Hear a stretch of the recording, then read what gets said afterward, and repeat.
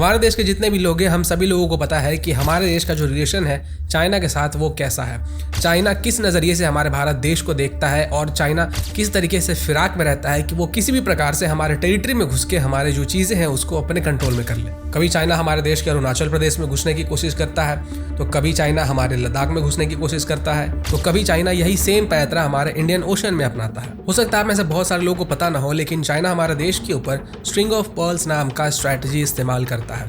ये जो string of pearls strategy है, इसका मतलब होता है कि चाइना अलग अलग चाइनीज मिलिट्री बेसेस का इस्तेमाल करके, इकोनॉमिक कॉरिडोर्स का इस्तेमाल करके, पोर्ट्स का इस्तेमाल करके और अलग अलग सिटी के जो लोकेशंस होते हैं जो कि इंडियन ओशन के आसपास है, इन सभी का एक नेटवर्क बना के इससे जियो स्ट्रैटेजिक एडवांटेजेस लेता है। जैसा कि आपने देखा होगा कि चाइना इंडिया के अराउंड काफ़ी कंट्रीज जैसे कि श्रीलंका, पाकिस्तान, मालदीव्स, बांग्लादेश में पोर्ट्स लेता है ताकि इन सब पोर्ट्स के चारों तरफ से इंडिया को सर्किल किया जा सके, घेरा जा सके। अब चाइना की ये जो स्ट्रैटेजी हमारे भारत देश को घेरने की, इसके बीच में एक व्यक्ति आजकल आ रहा है और इस व्यक्ति का नाम है गौतम अडानी। आप लोग शौक हो गए कि आखिर गौतम अडानी इंडिया और चाइना के बीच में कैसे आ रहा है। तो चलिए मैं आपको बताता हूँ कि अडानी ने आखिर चाइना को कहाँ कहाँ पे हिट किया है। गौतम अडानी ये जो नाम है, ये बड़ा ही कंट्रोवर्शियल नाम है। हमारे देश के ऑपोजिशन में जो बहुत ज्यादा चर्चित व्यक्ति हैं, जिनका के नाम है राहुल गांधी जी, वो कई बार अडानी का नाम लेते हुए दिखाई पड़ते हैं। इंडियन पोर्ट्स की 24% कार्गो को अडानी हैंडल करता है, बाकी मोस्टली इंडियन गवर्नमेंट हैंडल करती है। शुरुआत उन्होंने गुजरात में मुंद्रा नाम के पोर्ट से की थी, जिसको अडानी ने जीरो से हीरो बना दिया। आज मुंद्रा पोर्ट इंडिया का सबसे ज्यादा कंटेनर हैंडल करने वाला पोर्ट है। सो अब तक आपको ये तो समझ में आ गया होगा कि अडानी पोर्ट्स को हैंडल करने में इंडिया में बेस्ट है। तो जब हमारे देश और चाइना के बीच में ये जो कोल्ड वॉर जैसा कुछ चल रहा है, ट्रेड्स को लेकर, ये जो बिजनेस हो रहा है इसको लेकर, ये जो पोर्ट्स हैं इसको लेकर, तो इनमें बीच में कौन आएगा? हमारे देश की तरफ से कौन खड़ा रहेगा? जहाँ तक मैं समझ पा रहा हूँ, अडानी ये जो पोर्ट्स को जिस तरीके से हैंडल कर रहा है, अडानी खड़ा होगा। आप ऐसा सोच सकते हैं कि अगर हमारी इंडियन गवर्नमेंट दूसरे देशों के पोर्ट्स में पैसे अगर लगाएगी, तो वहाँ के जो लोग होंगे वो ये सोचेंगे कि जो हमारी गवर्नमेंट है वो हमारे देश को इंडिया को बेच दे रहा है। लेकिन वहीं पे अगर इंडिया से कोई बिजनेसमैन उनके कंट्री के अंदर पैसे लगाता है, उनके बिजनेस में पैसे लगाता है, तो उसको एज एन इन्वेस्टमेंट के रूप में देखा जाएगा। अब चाइना का जो इन्वेस्टमेंट है वो 90 पोर्ट्स में है, जिसमें से कि 13 पोर्ट्स में वो मेजर स्टेक होल्डर है। 2020 में अडानी ने सिंगापुर में एक होल्डिंग फर्म बनाई ताकि वो बाहर की जगह पर इन्वेस्टमेंट कर सके। 2021 में डिक्लेयर किया कि we will become world's largest port operator by 2030। और ये जो स्टेटमेंट दिया गया था वो काफी लोगों को और काफी देशों को हर्ट करने वाला था, क्योंकि उनको ये बात हजम नहीं हो पा रही थी कि आखिर एक ब्राउन व्यक्ति जो कि इंडियन ऑरिजिन का है वो कैसे पोर्ट्स हैं उनको कंट्रोल कर रहा है और साथ में जो चाइनीज लोग हैं उनके जो बिजनेस है उनसे आगे कैसे निकल रहा है। Yangon region port in Myanmar, Chittagong port in Bangladesh. इसके बाद जब अडानी 2022 में श्रीलंका में घुसता है और $700 मिलियन की इन्वेस्टमेंट्स करने की घोषणा करता है, तब चाइना को एक थ्रेट नजर आता है कि एक इंडियन ऑरिजिन का बिजनेसमैन कैसे स्ट्रिंग ऑफ पर्ल्स को बर्बाद कर रहा है। रानी ने श्रीलंका के कैपिटल कोलंबो में पोर्ट बनाने के लिए कहा था। अब चाइना ने श्रीलंका के अंदर हम्बनटोटा पोर्ट सिटी बना रखी थी और ये जो हम्बनटोटा पोर्ट सिटी था इसको चाइनीज कंट्रोल किया करते थे। अब वहीं पे दूसरे साइड से यहाँ पे एंट्री हो जाती है अडानी की। अडानी ने श्रीलंका के नॉर्दर्न रीजन में रिन्यूएबल एनर्जी के प्रोजेक्ट्स भी डेवलप करने के लिए MOU साइन कर लिया, जिसमें 500 मेगावाट्स की एनर्जी जनरेट होगी।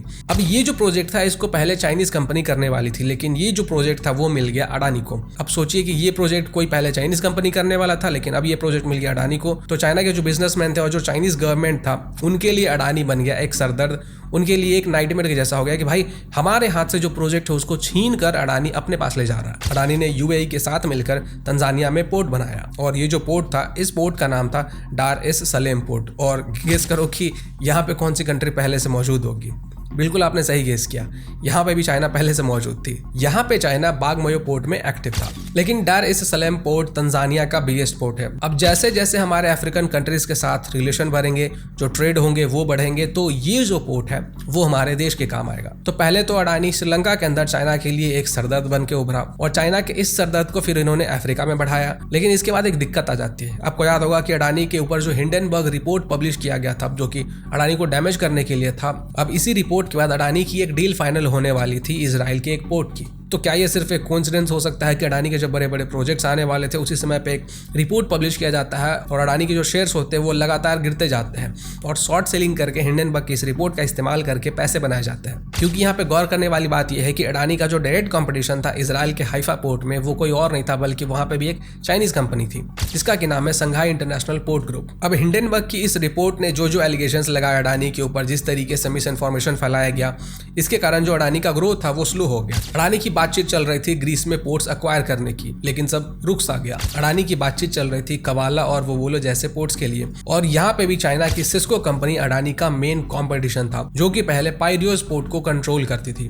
और आपको जानकर ये हैरानी होगी कि हमारे देश की जो कांग्रेस पॉलिटिकल पार्टी है वो इसको भी गलत बोल रही थी। कांग्रेस का जो कंट्रोल्ड न्यूज़पेपर है नेशनल हेराल्ड, वो पूछता है कि इंडियन गवर्नमेंट अडानी की हेल्प क्यों कर रही है ग्रीस में पोर्ट्स के लिए। अरे तो भाई, अगर Indian government Indian businessman Adani की हेल्प ना करे ग्रीस के अंदर पोर्ट्स लेने के लिए, तो क्या चाइनीज जो कंपनीज है उनकी हेल्प करे? यहाँ पे दिक्कत तो चाइनीज गवर्नमेंट को थी, लेकिन सवाल यहाँ पे पूछ रहे थे कांग्रेस पार्टी के लोग। अच्छा, अब चाइना को काउंटर करने के लिए यूएस गवर्नमेंट के डेवलपमेंट फाइनेंस कॉर्पोरेशन ने अडानी को $553 मिलियन की इन्वेस्टमेंट दी थी ताकि क्वाड कंट्रीज चाइना के अगेंस्ट अच्छे से लड़ सके। और यूएसए चाहता था कि ये जो क्वाड ग्रुप है उनको पैसे देकर हेल्प की जा सके ताकि वो चाइना के इस बेल्ट एंड रोड इनिशिएटिव का ये जो उनका प्लान है इसके खिलाफ लड़ सके। अभी थोड़े दिन पहले की बात है, अडानी ग्रुप ने अनाउंस किया था कि वो $1 बिलियन का इन्वेस्टमेंट करने वाले हैं अलग अलग कंट्रीज में, जिसमें कि यूरोप और अफ्रीका के पोर्ट्स भी शामिल होंगे। इंडिया का टारगेट है रिन्यूएबल एनर्जी जनरेशन में 2030 तक 500 गीगावाट एनर्जी जनरेट करने का, जो कि सोलर और विंड से आएगा, जो कि एकदम क्लीन एनर्जी होगा। तो इस गोल में जो बिजनेस गवर्नमेंट के गोल के साथ अलाइन होकर चलेगा उसे ही फायदा होने वाला है। आपको तो पता ही होगा कि हमारे देश का जो ऑयल इंपोर्ट है वो कितना ज्यादा है,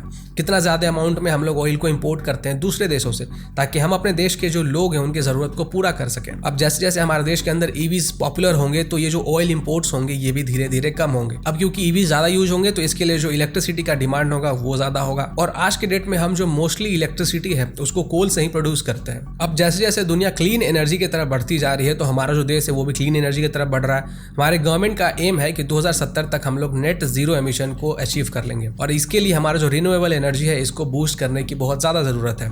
अब यहाँ पे प्रॉब्लम ये आती है कि जो चाइना है वो इस सेक्टर में बहुत आगे है। पूरे दुनिया का जो 80% सोलर मार्केट है उसको चाइना अकेले कैप्चर करके रखा है। अब क्योंकि हमारा जो देश है वो मेड इन इंडिया पे फोकस कर रहा है तो हम इस चीज़ के लिए जो सोलर सेल है इसके लिए हम चाइना के ऊपर डिपेंडेंट नहीं हो सकते हैं। तो हमारे देश के अंदर ये जो सेक्टर है इसमें अडानी और रिलायंस जैसे जो कंपनीज है उन्होंने बहुत सारा पैसा लगाया है। अंबानी और अडानी ने बड़े बड़े मैन्युफैक्चरिंग प्लांट सेटअप किए हैं। अडानी सोलर ने तो मुंद्रा में 10 गीगावाट की सोलर पीवी मैन्युफैक्चरिंग का प्लांट लगाया है। अडानी ने कच्छ में सोलर एनर्जी जनरेशन का सबसे बड़ा प्लांट लगाया है जो सिर्फ अकेला 30 गीगावाट एनर्जी जनरेट करके देगा, जो कि हमारे देश का जो 500 गीगावाट का गोल है 2030 तक का, इसको अचीव करने में बहुत हेल्प करेगा। तो इन सभी चीजों को जानने के बाद अब मैं आपसे पूछना चाहूंगा कि आखिर अडानी जिस तरीके से चाइना को काउंटर कर रहा है इसके बारे में आप लोग क्या सोचते हैं?